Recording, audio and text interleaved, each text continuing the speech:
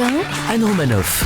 Alors Didier Porte, une réaction ce premier tour ? Entre 400 et 450 députés sur 577 pour En Avant Marche. Je vous avais prévenu que ça allait être un raz-de-marée. C'est énorme ce qui est en train de se passer.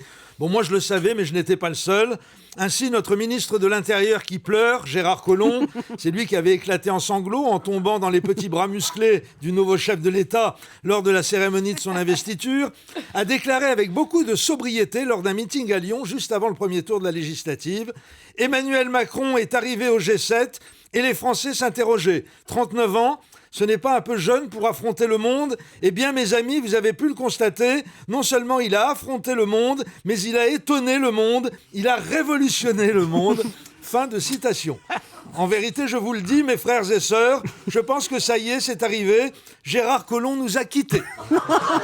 À l'heure où je vous parle, il vient de dépasser le haut du clocher de la cathédrale de Fourvière et s'achemine tranquillement vers la stratosphère, sans fusée ni combinaison de spationautes, tel un marcheur de l'espace, avec pour unique moteur sa foi en son seigneur et maître Yoda, serreur de main.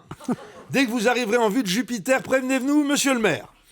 Laissons s'exprimer la Brigitte qui sommeille en chacun de nous et joignons nos voix cristallines au concert de louanges Génamouré qui salue le moindre mouvement vers le haut d'un des auriculaires du quasi-Kennedy que nous avons porté au pouvoir.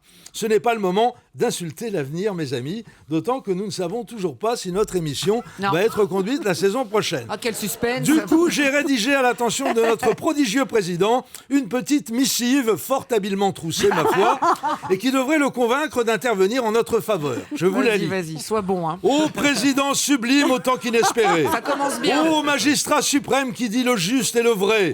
Ô infaillible arbitre du bien vivre ensemble dans la concorde et le respect des marchés financiers. Ô prophète infatigable du libéralisme convivial et des conjugalités insolites. Ô divinité foudroyante et vengeresse qui est à la population du panthéon de la Rome antique ce que Cyril Hanouna est au programme de divertissement de qualité, le boss. Ô grand mamamouchi marmoréen et omniscient, ô calife inexpugnable qu'aucun vizir jaloux ne viendra plus déloger fût-il monté sur talonnette. Ô Everest de la pensée, Danube de la stratégie électorale, ô virtuose des effusions manuelles et pourvoyeur inépuisable de pamoisons centristes, ô toi dont il suffit de prononcer le nom sur les hauts plateaux du Kazakhstan pour que les femmes redoublent de fécondité jusqu'à de plus de 120 ans. Cher président, plus président que tous les présidents, entends la détresse de tes disciples et exauce leurs prières, dont les gutturaux accents témoignent de leur infini désarroi. Appelle le nouveau patron d'Europe 1 pour qu'il accorde une nouvelle saison à sa pique, mais c'est bon, afin qu'on puisse continuer à nous en mettre plein les fouilles en disant des conneries dans un micro et en faisant croire qu'on souhaite leur anniversaire à des vrais auditeurs. Il y en a qui le gobent. Et post-scriptum. Merci. Post-scriptum, pour obtenir gain de cause, sache qu'Anne Romanoff est disposée à s'offrir à toi. Ah oui, alors ça c'est vrai. À ta ça, totale convenance, bien sûr, sans aucune limite, ni dans le temps, ni surtout dans l'espace. Et gratuitement. Toutes les positions, y compris les plus extravagantes, sont envisageables. Merci. Ça, c'est un message, hein. Europe 1, ça pique, mais c'est bon.